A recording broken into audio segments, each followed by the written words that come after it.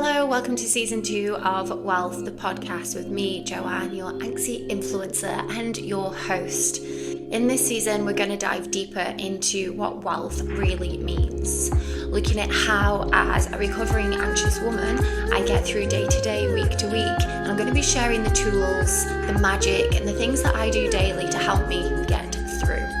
I would also love to hear more from you in this season.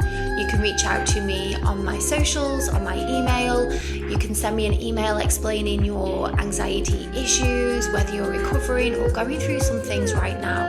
And if it resonates with you, I would love to have you on the show so we can share our stories because we're all together in this. Now let's get on with today's episode. Hello, welcome back to another episode. We're going to get straight in today, and I have the first guest of season 2 with me today, and you'll see I have the beautiful Bev here. Hello, Bev, how are you? Hi, I'm good, thanks. Thanks for having me. Oh no, you're welcome. And Bev, I'll let you tell the listeners a little bit about what you do. Um, we met, I came to one of your wellness events. I know had each other on Instagram, didn't we? Yeah. And I came to one of your wellness events. Beautiful, on a yacht, very Dubai wellness event. And then we've been Instagram wellness buddies for a while. So it's Yeah. lovely to have Bev on here. So Bev, tell me a little bit about your story, how you ended up in wellness, and yeah, we'll just go from there. Sure, thanks. Well, like I said, thanks again for having me. I really appreciate it. I do have a little Oh, target of my own this year to be on 12 podcasts, and I'm a little bit behind. So you're okay. helping me out in more ways than one. You're welcome. So yeah, my kind of story from coming out of the corporate world really was what got me into holistic wellness in the first place. So I used to run a holiday homes company for a family, and it is a long-winded story, but I'm going to give you obviously the shortest version possible so that I can like make sure that listeners understand what I've kind of been through. So the owner actually passed away, and it got quite messy in the fact that I was actually on the trade license as a favor in Dubai. And anyone that doesn't know, that's obviously quite a risk because basically on paper it looks like it's my business. And people would question, like, well, why did you do that?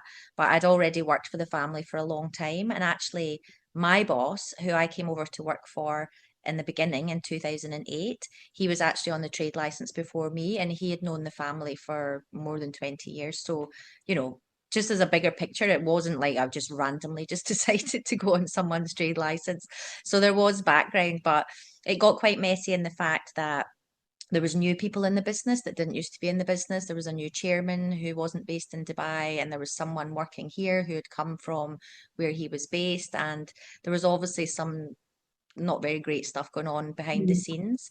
Thankfully, it wasn't connected to my business, but it just put me in a really difficult situation because they were trying to sell the units without the owner knowing. And obviously, I'm on the trade license on an operational side. So the part where it got quite scary was they basically started basically saying they'd never met me before. Like, why would we send you money? It's your business. And so there was debt racking up like hundreds of thousands of dirhams in my name. So obviously I was getting quite stressed. But where it came to really for the transition so that we can kind of move forward, so that people understand, I obviously was getting lots of things happening to me, like medically. I was having like tinnitus, dizzy spells, anxiety, like just all in all general like stuff going on in my body, which I couldn't really understand why.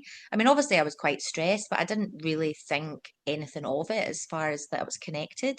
So I was going to the doctor quite often, especially with my vertigo and stuff, because I actually even had to stop driving. I physically couldn't drive because one time I actually turned my head to look for look over, just double check my blind spot to make sure there was nothing there before I moved lanes. And when I turned my head back round, literally like the whole of Shakeside Road was spinning, and I just like had like a bit of an anxiety attack, to be fair.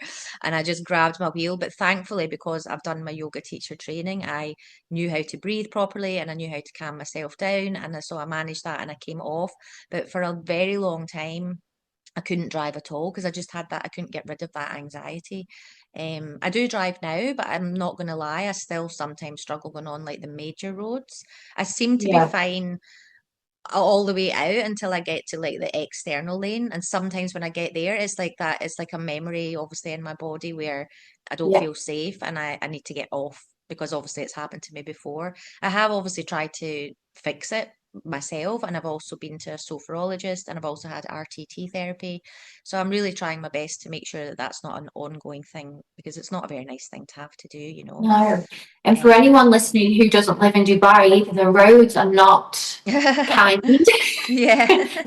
They are, I get anxiety. I didn't have your experience, but no, the roads are nice because the roads are one straight road. It's the other people on the roads that are, it's like Mario Kart, isn't it? So I can understand it's very, I don't know if there's any rule. I always ask myself, are there any rules of the road? Is there like a highway code? Because I really don't know. But Yeah. that's the roads here. So gosh, I can imagine that Yeah, anxiety and through the it's like 6 lane highways type thing. So if you're out on the yeah, external lane and if you all of a sudden go, you know, your body's like trauma response is like get yeah, off, and you're freezing and it's horrendous because you yeah. literally you feel like you're going to pass out, but you know that you can't pass out and you know you're trying to control your breathing and calm your nervous system, and then you're Mm, trying to get over from lane to lane to lane because you can't just go wee all the way across because obviously that's dangerous, even though some people do drive like that yeah, here, but but obviously like it's a process, right? You've got to go lane by lane, yeah. feel safe, be safe, don't cause any problems for other drivers, but meanwhile trying to keep yourself alive. I mean, it's I would not wish it on anybody. It's a horrible, horrible thing to go through. Yeah. That's crazy. And then, so what happened next then? So you're doing all the work currently as well for that. So how did you transition from that situation, that's a bit of a messy situation, into, well, I'm guessing you were not triggered, inspired by your own ailments Yeah, to help exactly. That I'd others? been through so much, and obviously I had to resign from that position.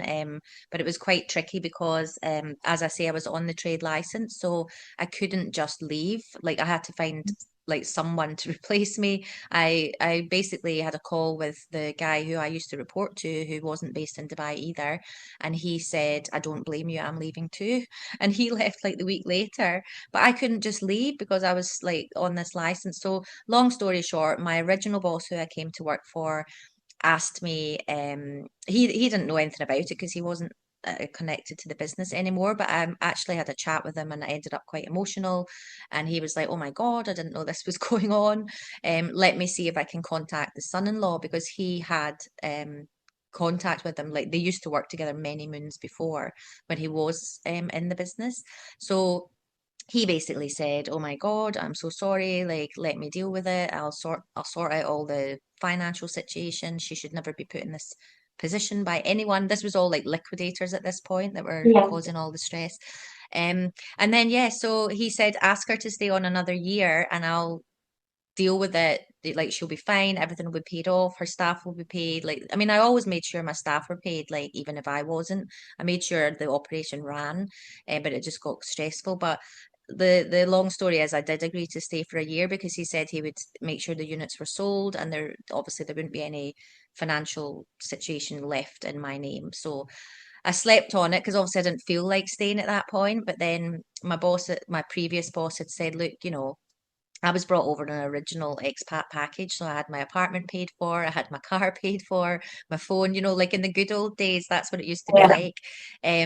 He said, "You'd be daft not to." He said, "Look, they'll sell the units a year from now, you'll be out of here, save as much money as you can, and it's job done." So I agreed, but it did take a bit longer, so I didn't actually get out until 3 years later because COVID happened, of course. But it was yeah, okay because, you know, I just thought, you know, at the end of the day, I'd already closed the operation, the holiday homes. So I'd obviously had to terminate all the staff and the office and housekeeping team and you name it. But I was then running it like as a long-term rental business. So I was looking after 24 tenants on my own, which I could most of the time do from home anyway. So it was a different type of stress, but you know, you expect those types of stresses when you're running a business, and I was fine with that. But I was doing things pre-COVID, like, you know, I was doing my Reiki training, I was doing like sound healing, but again, with no thought that I would necessarily do anything with it professionally. It was more about myself, like getting myself well again, and at least calming the nervous system and trying to stay sane. So yeah, so when I did finally leave, I went to Thailand and I did my yoga teacher training. And again, it was not because I wanted to be a yoga teacher. It was just I felt like I needed to do it for me. Like, I mean, I know you're qualified as well, and it was just it's life changing, you know, like it's Yeah. way more than an exercise. And I think people think, yeah, oh yeah, yoga, I'm not very good at yoga, but it's nothing to do with that. It's well, I mean, it is something to do with that, sorry, but you know what I mean. It's way Yeah. more than an exercise, Yeah. and it was really healing in more levels than one, and obviously it helped my yoga improve dramatically as well. And I would never have been able to have that amount of time off before, you know, Yeah. to do the yoga teacher training. So I had an amazing time, and I just came back and I just thought, I don't want to work for anybody else. And I didn't really know what I wanted to do, but I felt 10 times better than when I left. But I was still very happy in Dubai. And I just really felt a calling to help other people, you know, like, and especially the corporate world where so many people are burnt out, or so many people are on the verge of burnout, and maybe they don't, you know, a lot of people suffer from, like they say, imposter syndrome, or they don't have the mindset. And I had the mindset, you know, nobody was helping me. I did it all myself. So I thought I have to do something with this. So I went to the DED cafe with like all the certificates that I had to that point, but with the view that I wanted to expand and learn more. And since then, I have done my holistic life coaching and mind body practitionership. So I've developed more since then. But they basically gave me the trade license that would cover everything, that would allow me to work like one-on-ones, in groups, in corporates, host retreats, anything. Like I had no restrictions to move around the world, or where like I was to be, you know, in a hotel or a studio or a person's home, or so it was perfect, you know. So that's where I basically started my business called Wellness We Need, which I was running for the last 3 years, which is obviously how we met through Instagram and stuff. But fast forward, I've been working with Kelly Lundberg, who I think you probably know from Instagram. She's a brand strategist. So I wasn't getting traction through my new website. I started off on a portal called Holistified, and then the second and third year I had my own website. But I wasn't getting a lot of business from it. So I went back to him and he said, come to the office, like super helpful. Let's have a look, go back to basics. Who's your like ideal client? So I said, well, it's kind of changed because obviously since I've done the holistic life coaching and mind Yeah. body practitionership, you know, I want to do more of that as well. So he said, well, that's not what your website says. And I was like, I know. I mean, my certificates were on there, but like, you know, it wasn't really selling it properly. So he said, I honestly think you need a rebrand. And I was like, oh my God.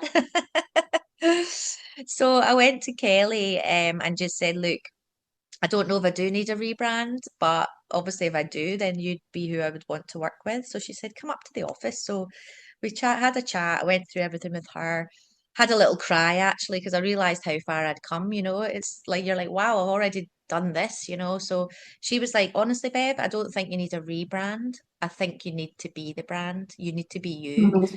You know, people are connecting with you. People want to work with you. You've got the personality, you've got all the stuff, and like you don't have a team anyway. So why would you call yourself a business when you're not a business, really, you know?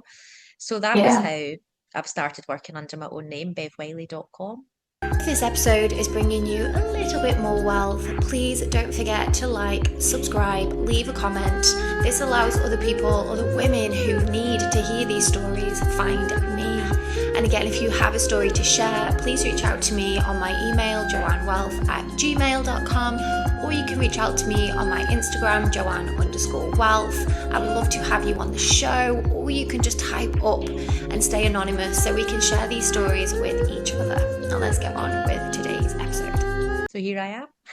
Yeah, I love that. And I think it's a nice reminder for anyone listening who is in that middle bit of, or well, in the area of where you were, and there's the debt and the money, and you're not sure what's going on, and you're stuck, and you feel like your hands are tied. And I think we all well, a lot of people have their own situations of that, whether it's your situation and the trade license and you were stuck in that way, or someone might feel stuck in their corporate job or stuck at home, and that feeds then, well, and from my own experience as well, that's when anxiety starts to sort of bubble and you start to lose control over your thoughts, your feelings, and you grasp onto those negative, and everything just grows legs then, doesn't it? So it starts off as one thing to worry about, and then the next thing you know, you're just magnetizing all of this extra worry and you feel like there's no way out. Yeah. So you're an amazing inspiration there of having,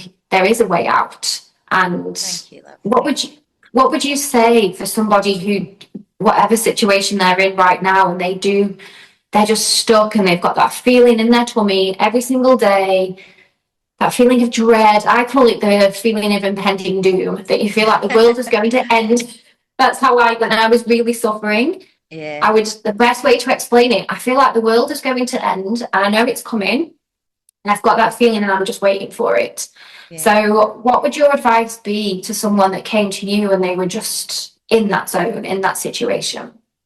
Well, I mean, I feel like obviously you have to go back to like basics and see, bless you, see where you Thank are, you. like, you know, in a bigger picture, you know, and one of the tools that most coaches and you know, mentors use is like the wheel of life, which you obviously Yeah. know yourself.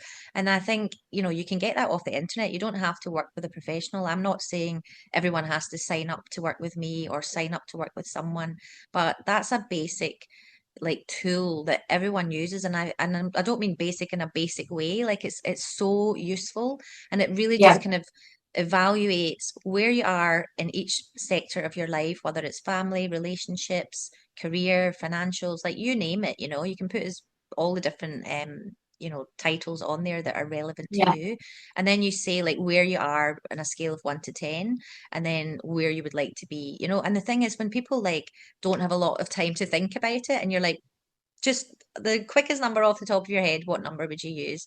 And then people go ding, ding, ding, and they fill on the whole circle. And then when you've got time to look back at it, you're like, oh, wow, I didn't expect me to only write 4 for that. Like, and that's when people really realize where they are. And obviously, everyone's different. I deal with people that have got anxiety. I deal with people that are just struggling to believe in themselves. I work a lot with golfers as well. So sometimes it's even just their golf mindset. So everybody's Yeah. different. So I don't really have a one size fits all answer. It really just depends what they're going through. But for me, like, there's small changes in your mindset. And that's why I call myself mind shift and resilience mentor, because I really, really believe that there might just be small words that you can change in the way you speak to yourself, in the way you handle things, that can literally be life changing. Like, I pride myself in the fact that I don't make people sign up for, you know, years or months or whatever, you know, like I can have a one-off session with someone and believe I can make a difference, or they can Yeah. sign up for a minimum package of 4 and that's fine. Like, and they can have them as quickly or as like spread out as they like. I mean, I'm not one for, I don't believe that people should have to sign up and be working with someone for 12 months if they don't have a major problem. And it, you know, and if they do, then I'm not a psychologist, so I would pass them on to someone that's you know, medically trained, you know. And that's, again, that's a real thing that, you know, a lot of coaches have to be more responsible. Like, if you know that someone maybe doesn't, you know, a mentor or a life coach isn't Mhm. enough, you need to be responsible and pass them on to someone that is a little bit more experienced in the fact of, you know, having a full psychology degree or, you know, something similar to that. Do you know what I mean? Yeah. Yeah, I agree. And that's similar to how I work as well. Because I also, so my anxiety, and I've spoken a lot about this on my other podcasts, a lot of my anxiety stems from money, finances. And I've been in the situation where I've wanted to work with a coach, but then seen the prices, and then you're just in an anxiety spiral then of, I really want to do it and I can't afford it. And then suddenly your money mindset, you're anxious about money again because you can't afford this one thing that they've convinced you is going to make you better, but it costs thousands of pounds that you just don't have. And I've been there thinking, oh my God, what am I going to do? Because I need to do this because they've just told me that I need to do it, but I literally don't have the money. So same as how I work is, because I don't want people to be like, oh my God, I don't want to add to that anxiety. You can come and speak to me in one session. I can even give you, I have my toolkits and things. So it's very personal, so I don't spike. And I also think as well that I think I listened to a podcast the other day, and it was talking about coaches and mentors, and exactly what you've just said, that, you know, some people sign up for 6 months and then maybe to a year. But surely if we're doing our job correctly, we don't need that amount of time. It's the same if you go to the hospital with a broken arm and they're like, well, just come back every week and we'll just heal it very, very slowly. But like, oh, okay. And then they went on again to talk about therapy as well. It's one of the medicinals, or one of the things in medicine that you try and keep the patient, there's no end, and it's a forever patient. And I was like, oh, interesting. I've never thought of it that way. Yeah, but no, it does. One of the biggest things that I'm aware of, and I like you say, financially for people, they maybe really want to do it for themselves, and they're feeling like it's not the right time financially, or they've got other things that are more a priority and stuff. And I get that, I've been there too. I've been in a very comfortable situation I've worked all my life. I've worked since I was a teenager. I've never not had money, but the transition, even from Wellness We Need to now, has given me a little bit of a kind of not a step back in a bad way, but like I've had to step back, reevaluate, and then become more niche. And like I am getting busier now, but I've had a couple of months where I might only have had a couple of clients, and it's tough, like you're not used to it. So you do have to be a little bit more careful of like how you think, because one of the worst things you can actually say is I can't afford it, because you're telling yourself, like, that's actually one of the worst things you can say. And I know it's normal to say it, like, but even like I think that's was said to me by one of my close friends, not in a nasty way, but I'd bought her something to say thank you, and she was like, oh, you shouldn't be doing that, you can't afford it just now. And I was like, don't say that, I can afford it. Like, I can afford it, like I have money, and I have money in the bank, and I have property, and like, so you have to be careful how you speak to people and how you speak to yourself, like, at the end of the day, it's all like, and the end of the day, it's the abundance, and money's coming back to you. And I've been there, and it's that magic word yet. So when you do feel yourself saying, oh, I can't afford it, and like now I'm like, yet, stick yet on the end. And then because then it instantly switches. And I do say that to people who might say to me, I don't have the money. So I'm like, right, you don't have the money yet, that's okay, because I think that yet, and it can work in lots of situations, and just adding that little word to, you're not then putting out there this lack or scarcity, or if you're anxious and you oh, I don't feel myself yet, because you will get there. And it's sort of not putting those, and it's all the words. And again, so important. So important. What you put out is what you feel, and what comes back into you. So I totally agree with that. Before I forget, podcast goes live every single Friday on your favorite podcast streaming website and over on YouTube if you prefer to watch. And every Wednesday on YouTube, you'll find my Wealth Live vlog, where I just share my day to day. So if you're nosy like me and you want to know how I navigate through life, that's where you want to be on Wednesdays. Just going back to the wheel, I will put a copy, I'll put in the show notes so people can download one and actually have a look for themselves. And that's also a really nice task, obviously, to see where you don't feel so great. But I use that as well for myself as well, to the areas that you do number high. And then these things that we actually forget about, that, when we are worried about money, or we're anxious, or about lots of things, or it's work, career, we then overlook the family, the relationships. And it's nice to then think, gosh, I'm lucky, I've still got my mom, my dad, my grandma, my granddad, I have this family. And then in the house, I've got my dogs, my fiance. I'm surrounded by all of this love, and I remind myself of this all of the time. So when I'm worried, I'm like, oh gosh, this is coming out, and I've got to go here, and I've got to spend this, and I don't have this. It's a really nice reflection exercise. And oh my God, I actually am really rich with all of this love. And it's just Yeah. because it's there and you take it for granted, don't you? And it's a really nice reminder to, oh my God, like when I lie on the sofa with the dogs, I'm like, soaking up all Yeah. the loving energy. Because I'm like, right, this is rich. This is just being able to lie on the sofa with these little dogs that love me. And then my fiance comes, he gives me a kiss on the head. I'm rich here. So Yeah. yes, I might be anxious about these other areas, but how nice. And then once you reflect on what you've got, Yeah. those areas that you might give a low number to don't seem so scary.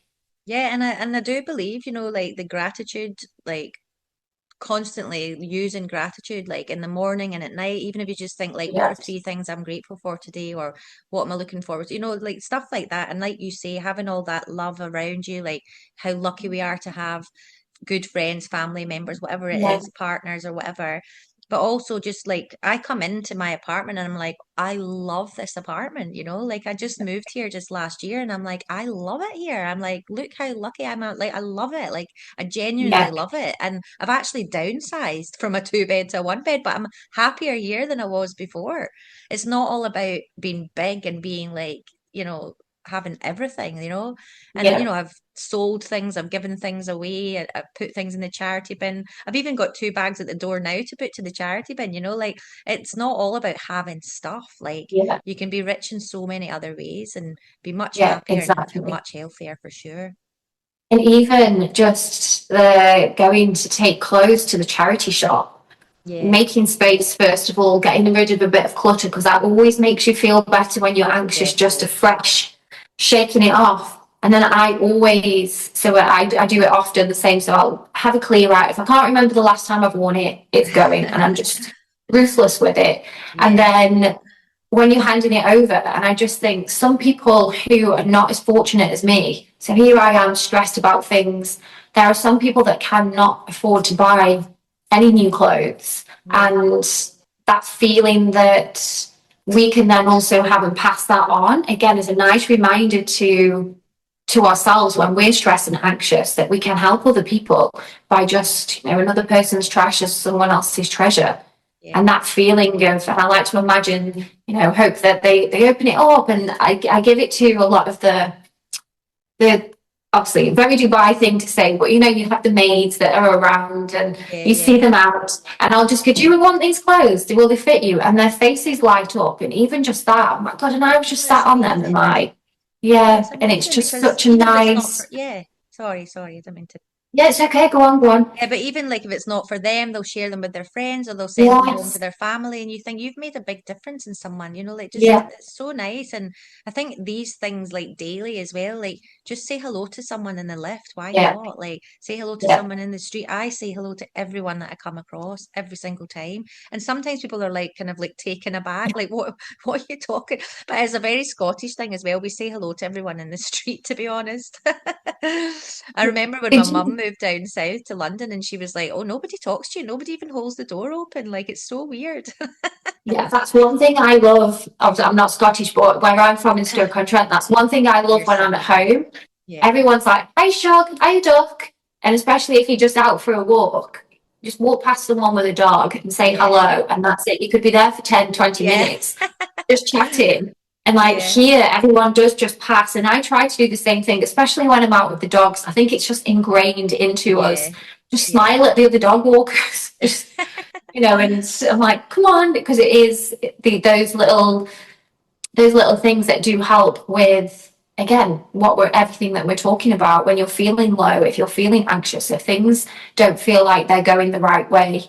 So yeah, all of these little things that you're sharing, these little gems are really good. So if you were to go back and speak to your former self when you were going through all of the things that you were going through 4 or 5 years ago, what would your advice be to yourself?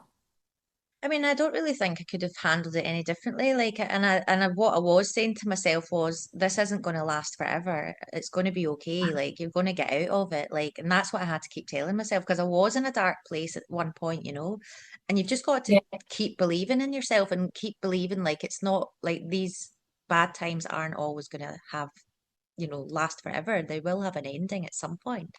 And you've just got to yeah, look forward and really believe that whatever changes you want to make that you can make. It might not happen overnight, and that certainly didn't. That was like the longest resignation period in history, I think. But but every day got me closer to that. And even now, like, I mean, I used to be really upset talking about it, but even now I look back and I think I actually don't have any regrets, because when COVID happened, I was getting paid. I was getting a full salary. I mean, it wasn't like I wasn't working. I was running 24 tenants, so it's not like I was just getting money thrown at me. But it actually, what would I have done if I'd already had left and I was trying to set up myself in a brand new business in a completely different industry? Like, who knows what would have happened? So do you know what? It is what it is, and it happened, and Yeah. I'm still here, and I'm grateful for my health. And that's one thing that is maybe one thing that I can add is Yeah. never take your health for granted. Never. Yeah. Because I Yeah. did, and it was Yeah. scary, scary, scary times for sure. Yeah. I love that. And that is a nice reminder that everything is temporary. And that sometimes I feel like, oh, that sounds a little bit morbid. But then when you flip it to everything is temporary, that it will pass, everything passes. And just what you've said there, if you'd have done it at a different time, yes, it was very stressful what you went through. But if it had happened at a different time, it would probably even been more stressful. So just trusting that when things are happening, you feel like it's happening to you and it's negative, and it's reminding yourself that this is happening for me. And at the end of this, there's going to be something else. And, trying to flip that negative into a positive, that once we get over this, something amazing is going to be at the other end of this. Yeah, that's it. And just, take it step by step. You don't need to be like rushing to the end goal, like nothing, like I say, nothing necessarily, some things might happen overnight, but generally in these situations when there's so much stress in your body, and, I'm still not perfect. I still have days, like I don't, thankfully I'm not anxious anymore. I really amn't. But like I said, I do occasionally have this thing happening on the external lane of the car, like of the motorway, very occasionally. But again, I don't really drive that much, so I'm not that bothered as such. But I mean, I have tried to get help. I've had 2 different forms of therapy, as well as obviously trying to work on myself. But yeah, just don't put too much pressure on yourself, like anyone that's listening, because there is like light at the end of the tunnel, as they say, and you just got to, like, if you can just achieve something this week that will make you feel better, then that's one step forward. And don't look like 6 months down the line, because we'll see 6 months when we get there. Yeah. Oh, that's really nice. That's really nice part to end on. In my head, then I was thinking, just the reminder that things I was worrying about this morning, like, stop overthinking and just live for today, and stop worrying about. That's exactly what I've just been doing. I'm planning the wedding, so I'm thinking ahead too much of things, and like, right, Yeah, I can imagine. and I need to just do what I can do today and not worry about 4 months' time and the things that are going on. My partner's very good at it, and he's like, why are you stressing out? We've got plenty of time. So you've just reminded me as well. So Well, there thank you you go. very Yeah, much. just get your little lists, and like whatever you can achieve in like this week or this One month, day. and then that's it. Because Yeah. it's way too much to put on your plate to get it all done and dusted, isn't Yeah. it? So It is yeah, just that's one day at a exciting. time. Yeah, thank you. Yes, When I'm do you get going to married? What month?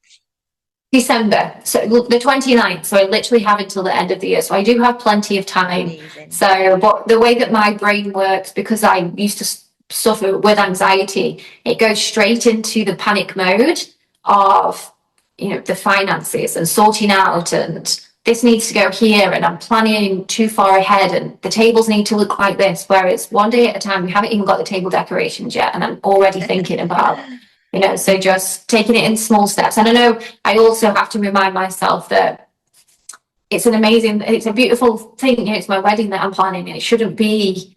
I don't need to put my stressful head onto this, because at the end of it, it's something beautiful. Amazing. And it's celebrating. Yeah. Absolutely. Okay. Thank you so much, Bev.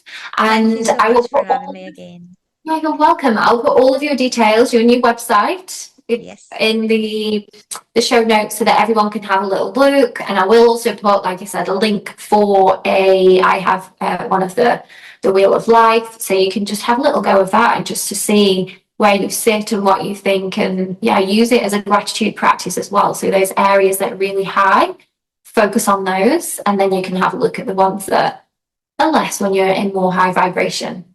Definitely good advice.